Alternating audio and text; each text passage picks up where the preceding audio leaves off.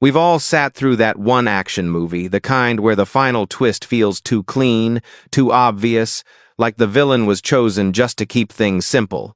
It ends, you nod, but deep down, something doesn't click. That's because some of these stories were never meant to end that way. In the original scripts, before test screenings, studio notes, or last-minute rewrites, there were alternate villains. Some were shocking betrayals. Others were deeply personal. A trusted ally, a family member, the lead character themselves. And in some cases, the twist was so disturbing that studios panicked and pulled the plug. Characters were flipped, motives erased, scenes reshot, entire arcs dismantled to make the film feel safer, neater, more marketable. But with every change, something was lost. A layer of complexity. A darker mirror of the hero. A truth that might have been harder to digest, but impossible to forget. And most viewers will never know what was taken from them. So in this countdown, we're peeling back the studio polish and stepping into the version of these stories that almost existed. These are not just alternate endings, they're buried intentions. Versions where the villain you saw wasn't the villain at all.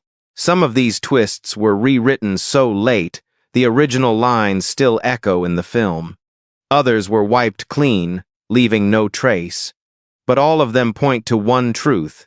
In action films, the biggest enemy might not be the one holding the gun. It might be the person standing right next to the hero. Let's dive into 15 action films where the villain was completely rewritten just so you'd never know who they really were. Fact has shown. Shoot to Kill, 1988. The Killer in Plain Sight. In Shoot to Kill, the premise is deceptively straightforward. A ruthless killer flees into the wilderness, forcing an FBI agent and a mountain guide to pursue him through unforgiving terrain. The suspense hinges on one question: which member of the hiking group is the killer in disguise? In the final cut, the twist lands safely on a male character introduced with just enough shadiness to fit the mold. Case closed. But that was never the original plan. According to multiple early drafts and accounts from the film's initial production phase, the real twist was meant to blindside the audience. The killer wasn't supposed to be a man. It was going to be Sarah, the soft-spoken female guide, played by Kirstie Alley, beloved, competent, and emotionally invested in the journey. The shock wouldn't just come from the reveal, but from how expertly she manipulated both the FBI agent and the terrain she knew so well. So what happened? Test screenings. According to insiders, audiences found the twist too upsetting and felt betrayed that the only woman in the group trusted and framed as a moral compass was the true killer. Studio executives panicked. The film was quietly re-edited, with new dialogue dubbed and select scenes trimmed. In the final version, Sarah survives and helps save the day. The twist died in the wilderness. And yet, the echoes remain.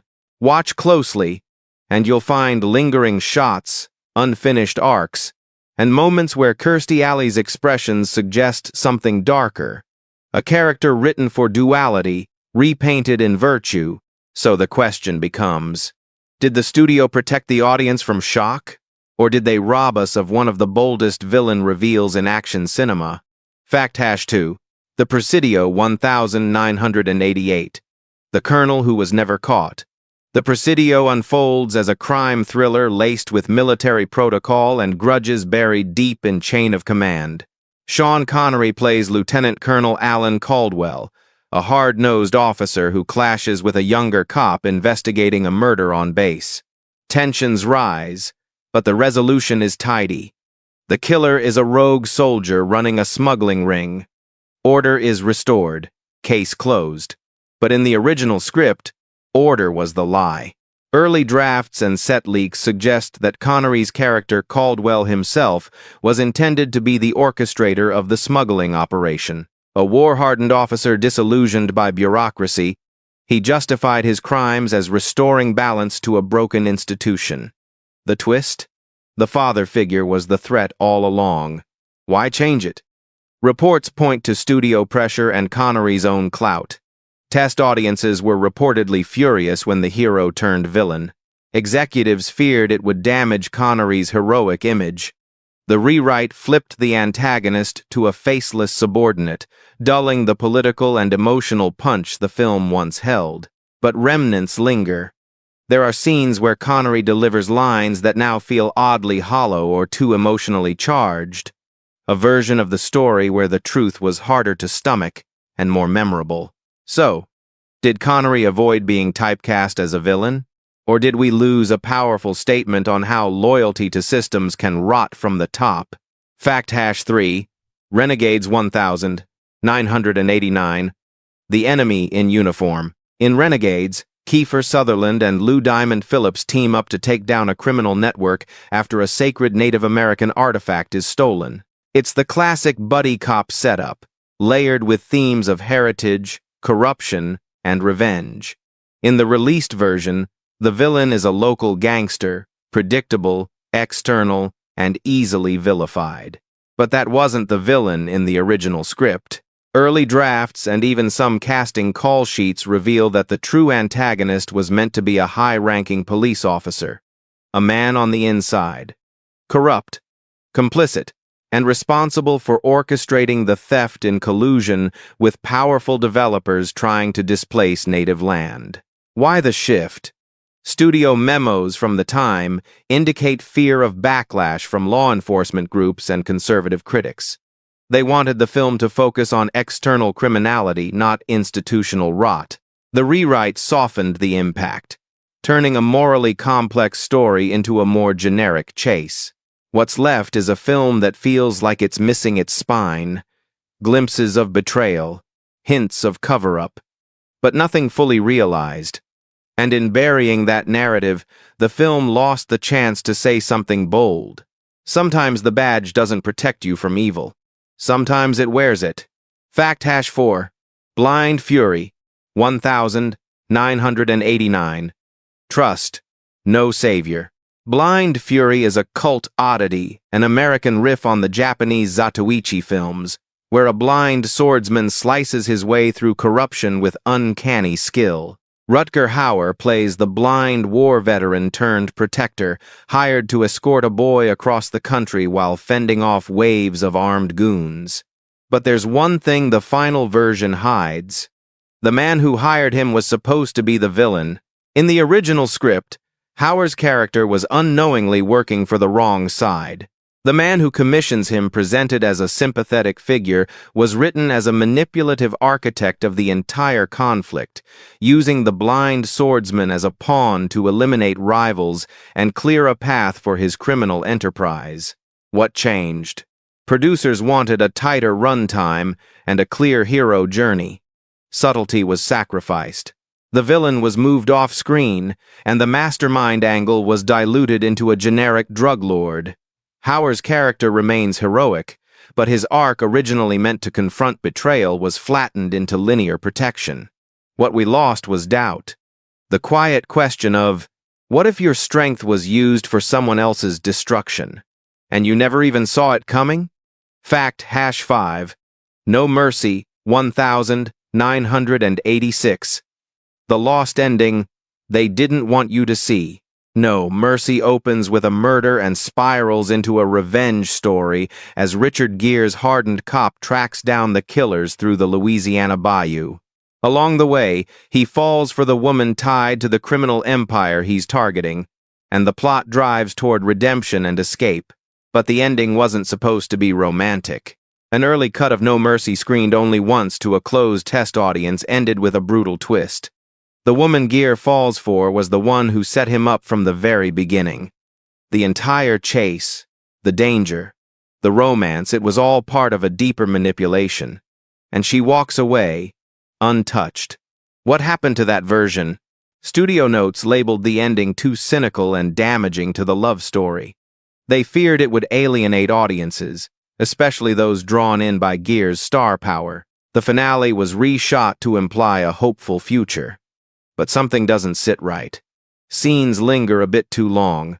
Dialogue alludes to guilt never explored, Most viewers saw a crime thriller with a hint of romance.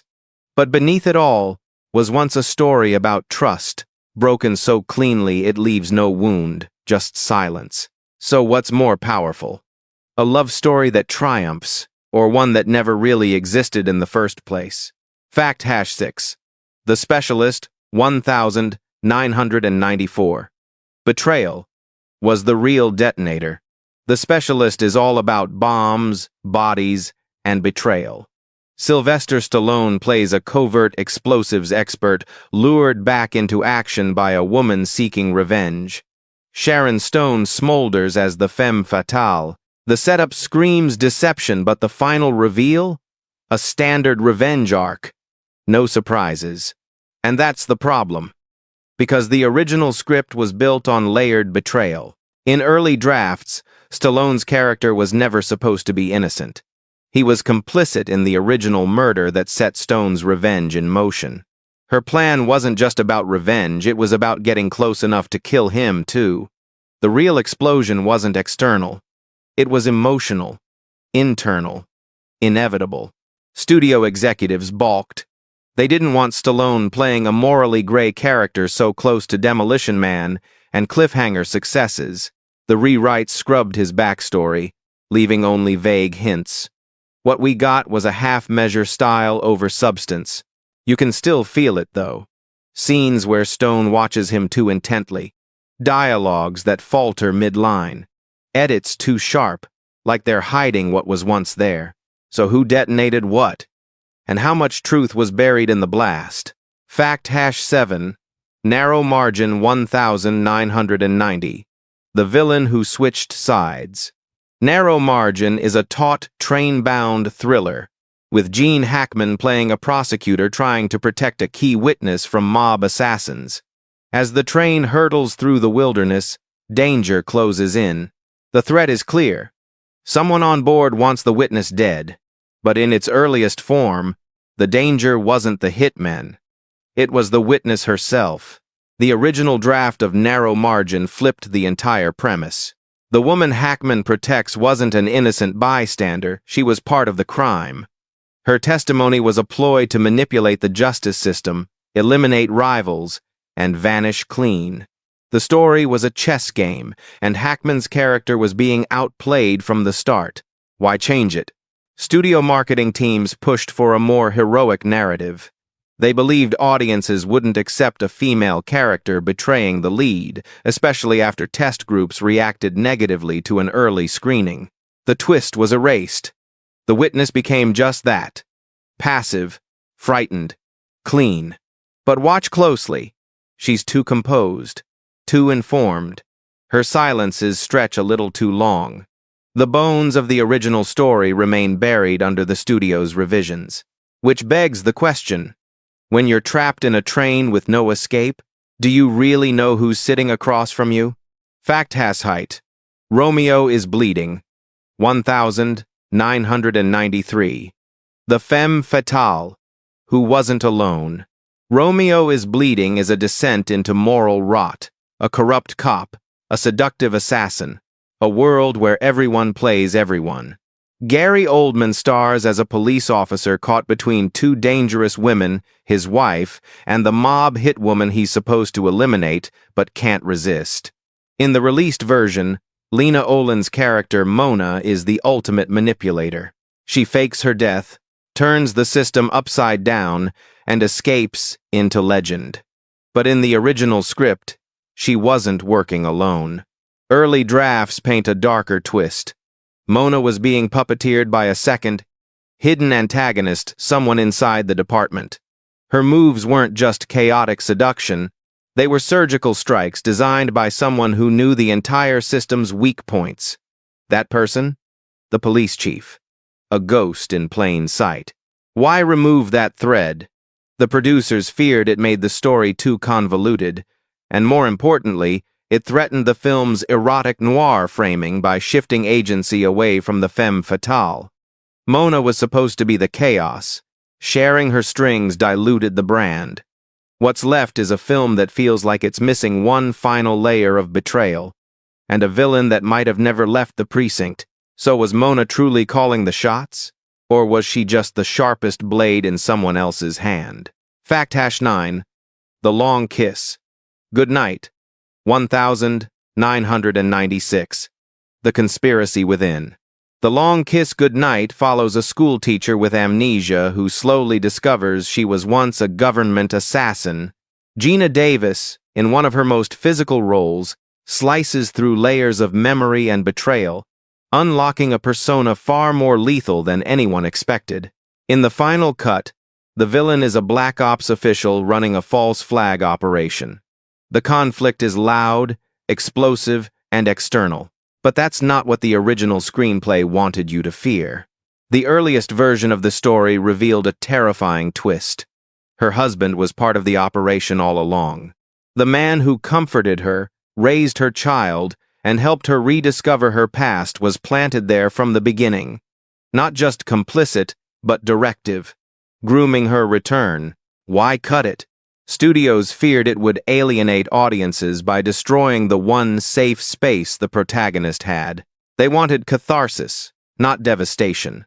The rewrite gave her a clear enemy and a man to trust. But there are cracks.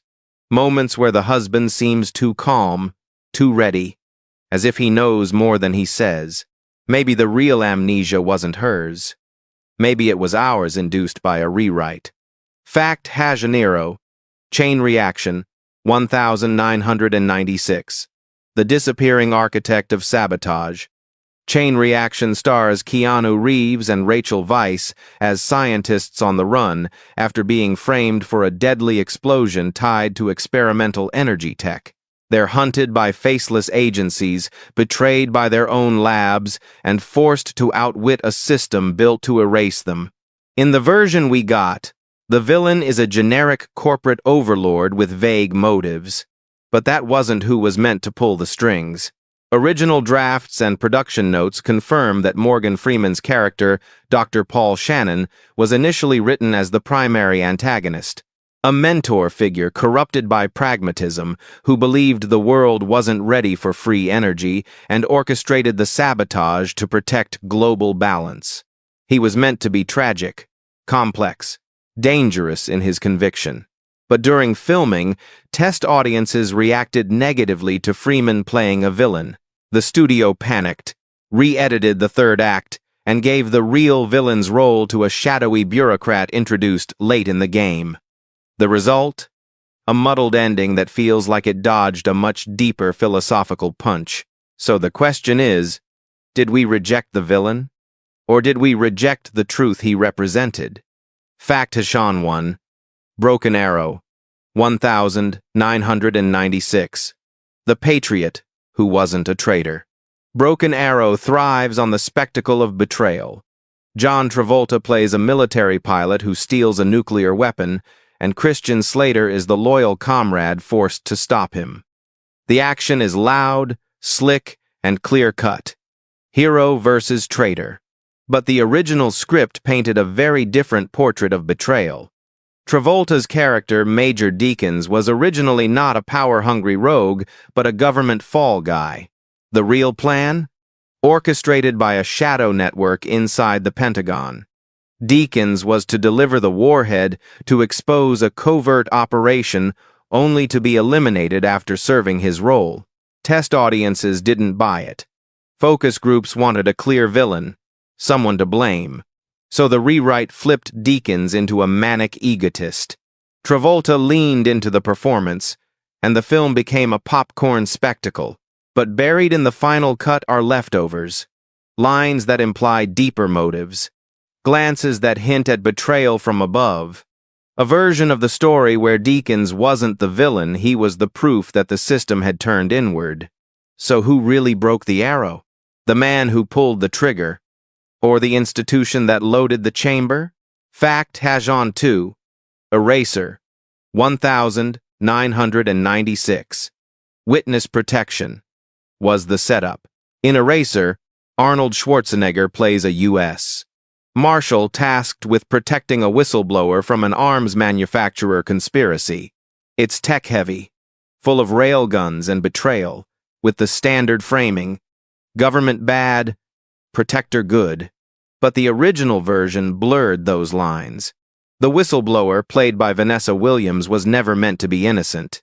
Early drafts positioned her as a double agent, using the Witness Protection Program to eliminate internal rivals and disappear with stolen tech data. The plot was meant to culminate in Schwarzenegger. Realizing he wasn't protecting her from danger, he was eliminating her obstacles. Why the shift? Studio executives wanted a classic Schwarzenegger dynamic.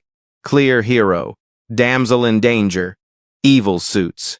The twist tested poorly and was seen as too cold for the action crowd. So they rewrote it, sanitized it, turned a morally complex game into a standard shootout. But the bones remain. Williams' performance carries moments of ambiguity. Her composure, her timing, the way she handles classified material like it's not her first time. So, was she ever really in danger? Or was she the one holding the eraser all along? Fact-3. Executive Decision 1996. The hero who was supposed to die early. Executive Decision is remembered for its mid-air tension and ensemble cast. Kurt Russell leads the charge, but Steven Seagal's presence looms large until his shocking early death in the film. It was bold, unexpected, a statement. Except, it wasn't the original plan. In the earliest cut, Seagal's character was the true villain, an insider planted to hijack the mission from within. The twist? His sacrifice was staged. He survived the airlock sequence and reappeared later as the man behind the terrorist plot. The reveal would have shattered expectations. The invincible action star betraying the team, the nation, and the audience's trust. So why change it? Seagal reportedly objected to playing a villain. Studio heads agreed, fearing backlash. Rather than cut him completely, they devised a cinematic death to preserve his image while removing his darker arc entirely. The twist was buried. But the unusual abruptness of his exit? It still feels off, like a thread left dangling cut mid-stitch. So ask yourself, did he die a hero? Or was that just the cover story? Fact-4. Hard Rain 1998. The heist that hit a cop. Hard Rain floods its way through small-town America, blending a heist thriller with a natural disaster as Christian Slater tries to protect armored truck cash from a crew of thieves led by Morgan Freeman. The water rises. Trust erodes. But the roles remain clear. One good guy, one bad. But in the earliest draft, the flood wasn't the only misdirection. The true villain was never meant to be Freeman's character. Instead, it was the sheriff, a man who used the chaos to orchestrate a fake standoff between two sides, playing both for his own gain. Freeman's character? A decoy. A pawn to mislead both the hero and the viewer. So what changed? Producers feared the shift would confuse the audience, and more importantly, undercut Freeman's unexpected sympathetic role. They flipped the script, cast him as a complex but clear-cut villain, and turned the sheriff into a generic background piece. What's left is a story that almost plays with trust, but retreats before landing the blow. So was the storm the real cover? Or was it the uniform that everyone trusted without question? Fact-5. Reindeer Games, 2000. The girlfriend was the mastermind. Reindeer Games is a web of lies, heists, and holiday chaos. Ben Affleck plays an ex-con who's mistaken for someone else and gets roped into robbing a casino. Charlize Theron plays the femme fatale love interest, seemingly caught in the middle. It ends with guns, betrayal, and a narrow escape. But one truth never made the final cut. In the original screenplay, Theron's character wasn't a pawn, she was the mastermind. The entire plan, hers. Every man in the story was a piece she moved, manipulated, and discarded. The twist would have redefined the film, turning her from seductress to architect. So why was it changed? Producers reportedly demanded a likable female lead, especially with Theron on the rise. The rewrites softened her motives, gave Affleck a bigger win, and traded narrative impact for commercial comfort. Yet, watch her performance. Her eyes move before her dialogue does. She calculates every scene, as if she's waiting for a version of the film that never made it to theaters. So, was she ever really in love? Or was everyone just playing her game? Bonus fact: Outland 1981. The corporate villain you never saw. Outland is often called High Noon in Space. Sean Connery stars as a lone marshal on a mining colony who uncovers a drug ring. He fights off hitmen, corruption, and apathy, all while trying to survive long enough to expose the rot. In the final version, the villain is a faceless executive giving kill orders from Earth. But in the original draft, the villain was on the station with him, a character we knew. A friend. A quiet administrator who'd built trust over time. The twist? He'd been orchestrating the smuggling to fund off-world political ambitions. The betrayal was personal, physical, inevitable. So why remove him? Producers didn't want Connery to face a villain with emotional complexity. They wanted a clear David versus Goliath, a distant evil. So the character was rewritten, the twist stripped, and the story lost its soul. Outland still works, but it could have been unforgettable. So ask yourself, is it better to know your enemy's face, or never see it coming? CTA, get video, mutchamtu. Villains aren't always who they seem.